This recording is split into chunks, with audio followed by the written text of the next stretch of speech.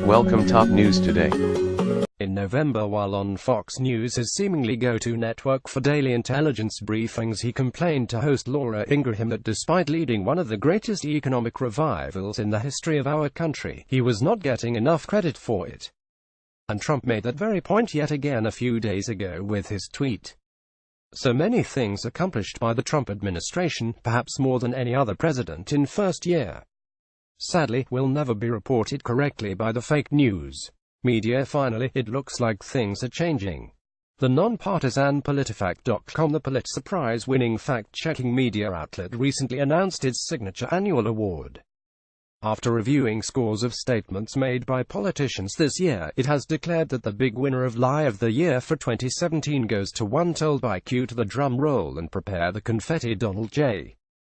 Trump. That has to bring some joy for Trump as he spends time this week at his exclusive, for-profit country club Mar-a-Lago, or as he has nicknamed it, the Winter White House. You might be asking, which Trump lie did PolitiFact choose, considering Trump has served up more Whoppers than Burger King?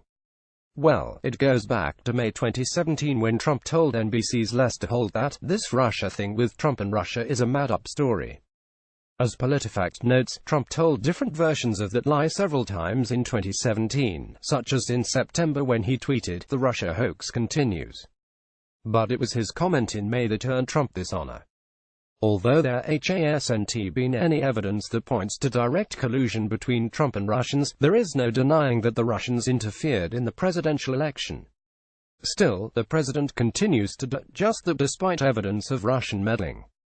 As PolitiFact pointed out, Trump could acknowledge the interference happened while still standing by the legitimacy of his election and his presidency, but he declines to do so. Sometimes he'll state firmly there was no collusion between his campaign and Russia, an implicit admission that Russia did act in some capacity. Then he reverts back to denying the interference even happened. I wish Trump would give a speech accepting this award. I could see him thanking himself for being one of the greatest fabricators ever.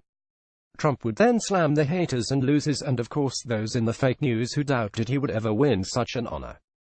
But simply recognizing Trump for this one lie is unfair to all the others he told in 2017.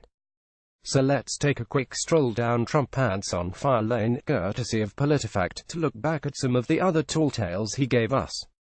There were Trump's lies about policy. For example, in September, while stumping to build support for tax cuts, Trump declared that ending the estate tax would protect millions of small businesses and the American farmer. In reality, this tax at the time only applied to estates worth over $5.49 million for individuals, or $10.98 million if a married couple. Add to that, this tax was paid by a total of 5,460 estates in 2017. Thus, Trump's claim that millions of small businesses and farmers would benefit was a big, fat lie. Trump also lied when attacking his political opponents. In July, Trump took to Twitter to go after Amazon because its founder, Jeff Bezos, is also the owner of the Washington Post, which has dared to criticize the president. In a possible effort to spark a congressional inquiry into the company, Trump tweeted, "Is fake news Washington Post being used as a lobbyist weapon against Congress to keep politicians from looking into Amazon no tax monopoly?" In reality, Amazon is neither a monopoly nor a company that doesn't pay taxes. Amazon actually paid $412 million in taxes in 2016, according to regulatory findings. Who knows what Trump paid? The American people don't, because Trump has refused to release his tax returns. Trump even lied while attacking people who were standing up to white supremacy. In August, Trump stated that white nationalist protesters in Charlottesville had a permit. The other group didn't have a permit.